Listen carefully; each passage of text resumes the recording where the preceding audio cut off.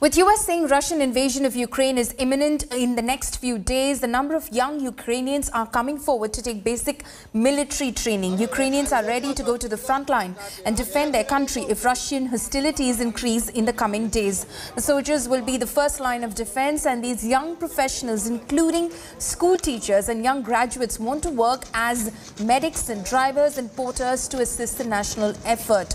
Their effort is also to bring in Ukrainians from overseas to defend their borders. The locals, including the teachers, are undergoing arms training, preparing for the worst-case scenario. Окей, мы здесь научились, как владеть оружием, и завтра мы продолжим, чтобы мы могли себя защитить. Здесь мы обучаемся, как владеть своим телом, страхом, не бояться, знать, как ориентироваться друг на друга, разные положения, как мы передвигаемся в пространстве, как мы смотрим друг на друга, как мы слышим друг друга, какие жесты мы показываем и что это обозначает. Это нам поможет, когда начнется паника. Мы будем друг друга слышать и понимать. Это очень нужное занятие для цивильных людей.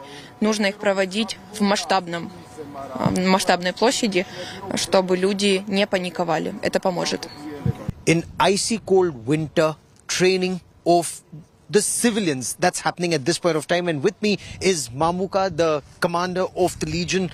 Commander, what kind of training of civilians is happening here? We are training civilians today to help them to get the basic information about the extreme situations, what might happen in Ukraine, to learn the first aid, let's say, basics, how they can help injured people.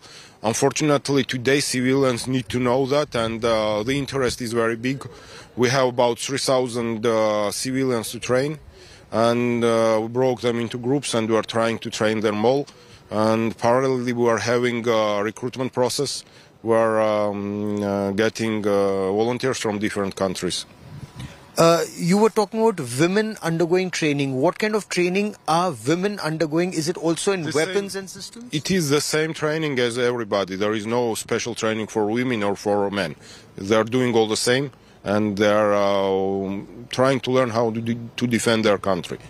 They are trying to learn how to defend their families and their freedom. So, unfortunately, in 21st century, we have to learn civilians how to defend themselves against Russia. Dasha and many civilians like her are currently undergoing weapons training here in Kiev, Ukraine. Their aim is to be in a position to be able to defend their country. The situation appears to be getting more desperate, especially with the United States now saying that at least the US is convinced that Russian President Vladimir Putin has decided that there will be an invasion of Ukraine, and not if, but when. The people here want to be prepared to be at the borders to defend their country and be the second line of defense with their soldiers. With cameraman Pavan Kumar at Kiev, Ukraine, Gaurav Sawant for India Today. Ukraine reports 33 ceasefire violations by Russia as eastern Ukraine witnesses heavy shelling in the region. US warns Russia of consequences after NATO refutes Putin's troops' withdrawal claim. US President Joe Biden urged Russia to consider diplomacy and return to the negotiation table. Here's the report.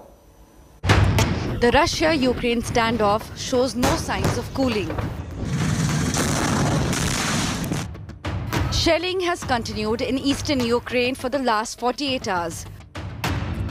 The Ukraine armed forces have released CCTV images that show attacks on an army checkpoint near the border. The war between Ukraine and Moscow-backed rebels has been going on for 8 years in the Donbas region.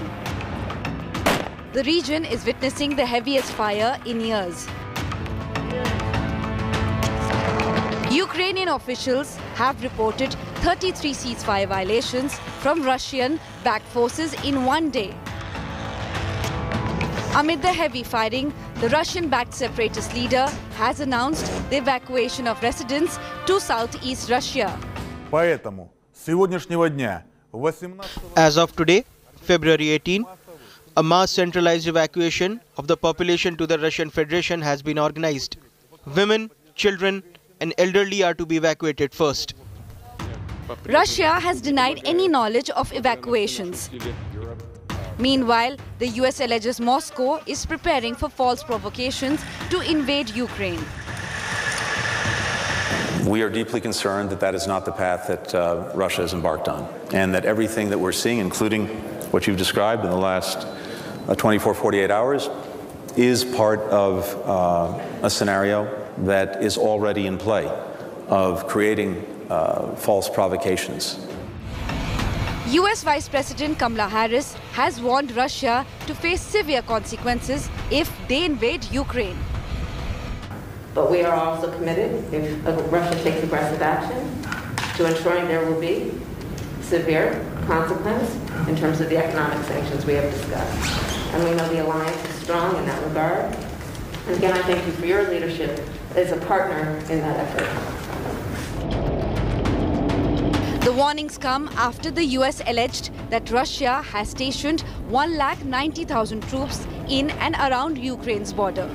Earlier, the US had pegged the number of Russian troops at around 1 lakh.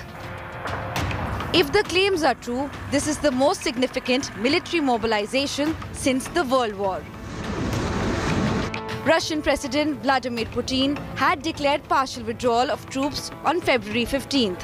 But the US and NATO say no big change has been seen on the ground.